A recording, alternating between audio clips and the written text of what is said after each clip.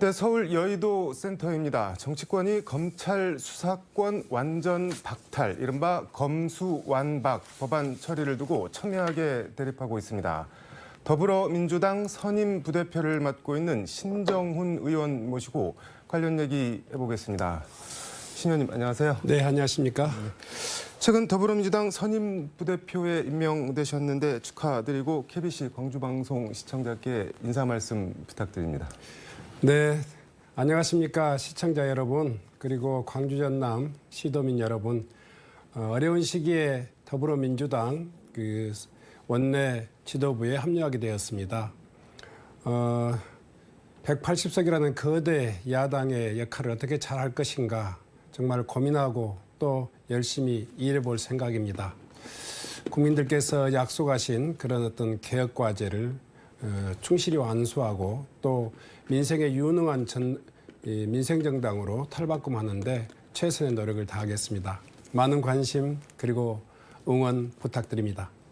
그 개혁 과제 완수를 말씀해 주셨는데 이른바 검수완박 법안 처리 관련해서 좀 말씀을 나눠보겠습니다. 최근에 근데 검찰 언론 개혁에 반대하는 민주당 의원들 뭐 이런 명단에 이름이 올라가서 뭐 약간 곤욕을 치렀다고 하는데 뭐 어떤 말씀인가요? 제가 네. 검찰 개혁에 반대하는 그 의원 중에 한 사람이다 뭐 이런 네. 괴문서 좀 네. 피해를 봤습니다만은 네. 전혀 사실이 아닙니다. 네. 아시다시피 저는 젊은 시절 때부터 네.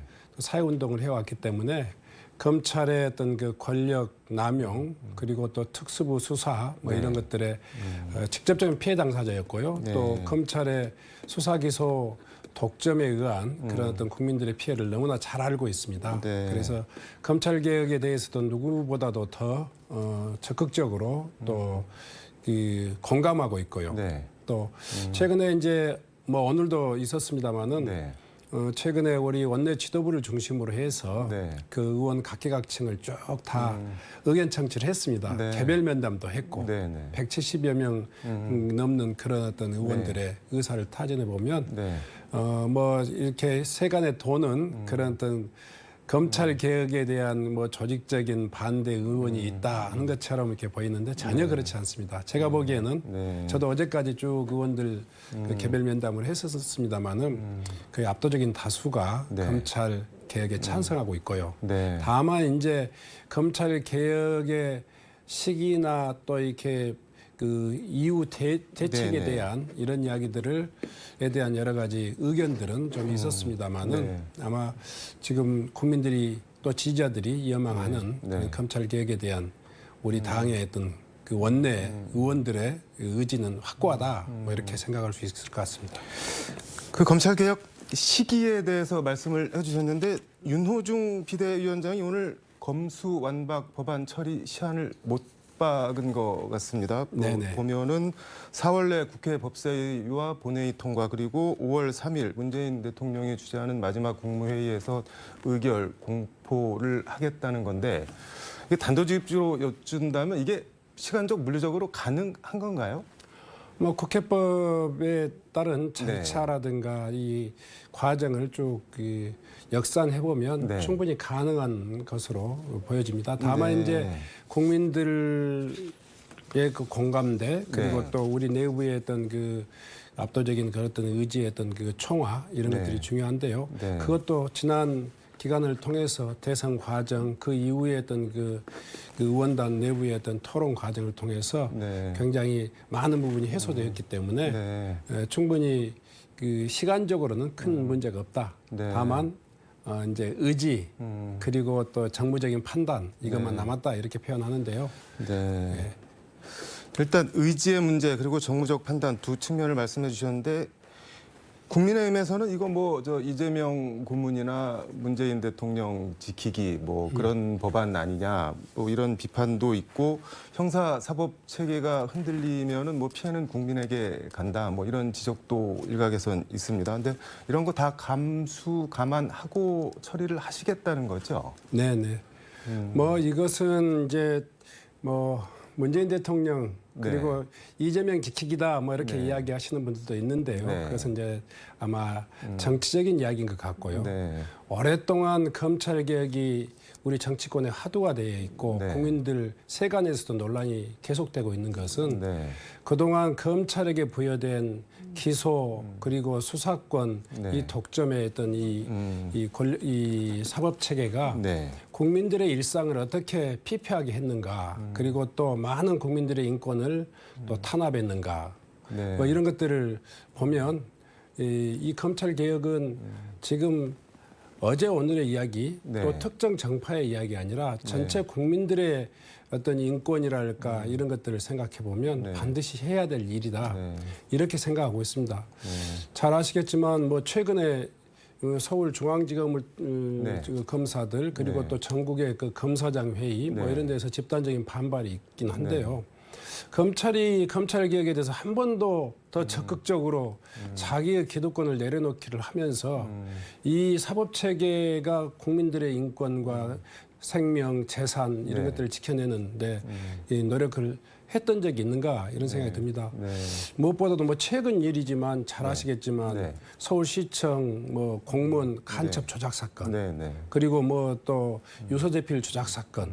그러니까 이것을 좀 봐주고 또 벌을 좀 심하게 해주고 뭐 이런 정도가 아니라요. 없는 죄 씌우고 있는 죄 봐줘버리고 뭐 제 식구 네. 그 감싸기 수사는 아직도 계속되고 있잖아요. 네. 뭐 한동훈 그런 검사장의 핸드폰 잠금 장치를 못 풀어서 불기소해 주는 사례랄까.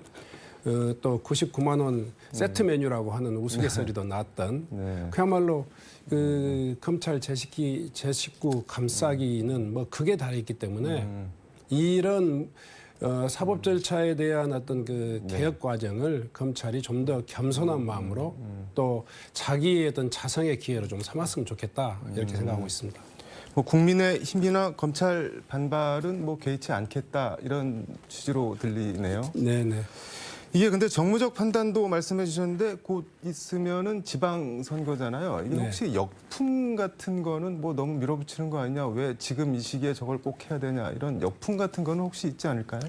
뭐 지금 역풍을 무서워서 하는 네. 그런 것은 뭐 이렇게 지금 기준이 될 수 없고요. 네. 중요하게는 이제 국민들의 공감대와 또 이 취지를 얼마만큼 제대로 살릴 수 있느냐 네. 하는 문제인데 네. 저희들이 마지막으로 이렇게 고민했던 것은 네.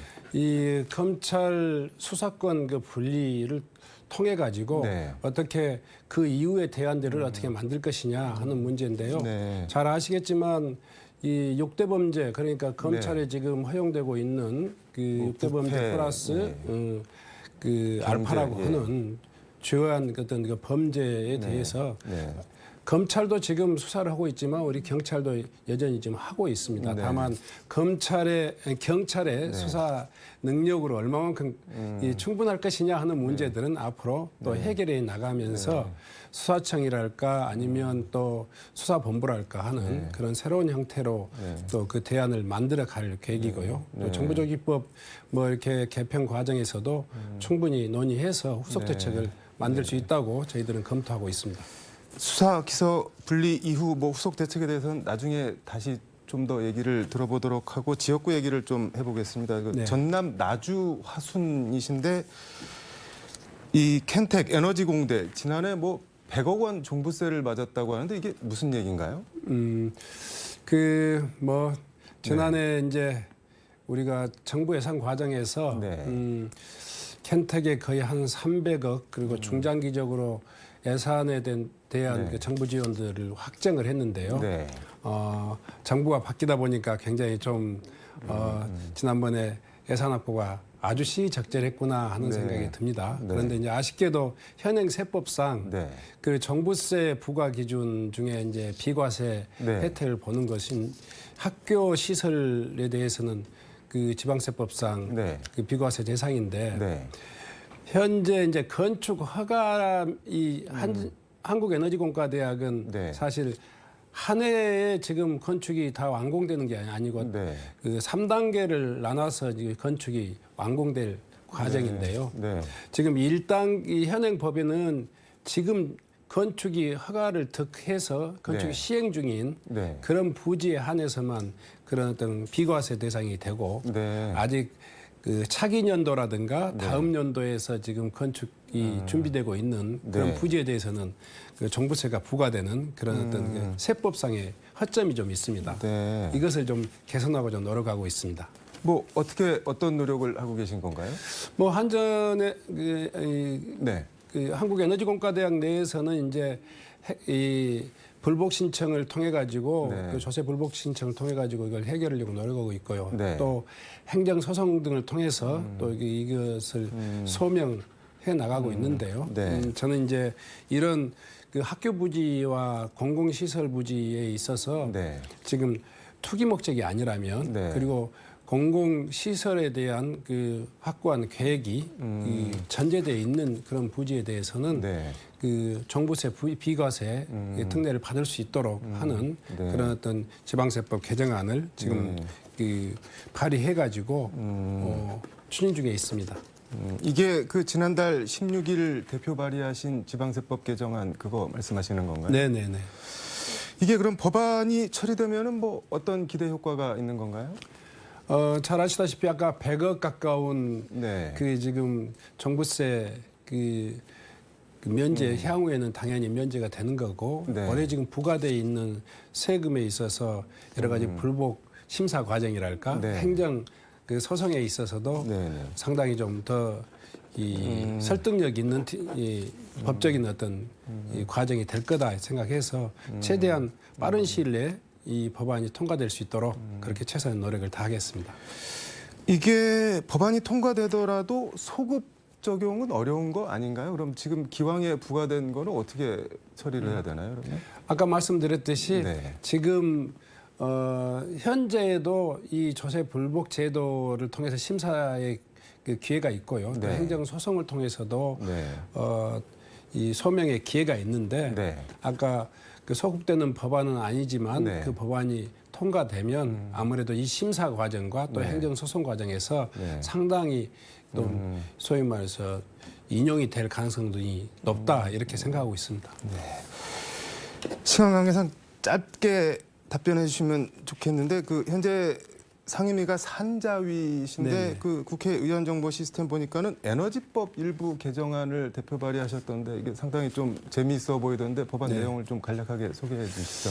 탄소 중립 에너지 전환은 전 인류적인 과제잖아요. 네. 선택의 문제가 아니라 필수적으로 우리가 가야 될 길인데 네. 아직도 지역의 주민들이 반대가 많습니다. 네. 그 육상 풍력, 해상 풍력, 태양광 어느 것 하나 네. 지역 주민들의 어떤 수용성이 만만치 않습니다. 네. 그런데 이것을 군사작전하는 식으로 이렇게 밀어붙일 수 없지 않겠습니까? 네. 그래서 저는 이게 공공과 민간, 업자 네. 이게 함께 이런 그 논의의 틀들을 만들고 공공이 좀 적극적으로 입지 과정이랄까 이런 것에 주민들의 동의 과정에 좀 적극적으로 이렇게 개입하고 또 지원할 수 있는 그런 그 제도가 필요하다 이렇게 생각해서 네. 이 그 지자체에 네. 그 지역 에너지 센터라고 하는 것을 설치해 가지고 네. 분쟁이 있는 그 에너지 재생 에너지 네. 지역에 있어서 네. 정보도 공유하고 또 합리적인 어떤 주민 수용 네. 방안들을 만들어내는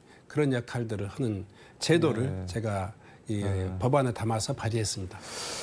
조금 더 얘기를 들어보고 싶은데 오늘은 조금 여기까지 시간이 다 된 것 같고요. 다음에 다시 모셔서 지역 에너지 센터나 뭐 탄소세 에너지 관련한 얘기 조금 더 들어볼 수 있도록 하겠습니다.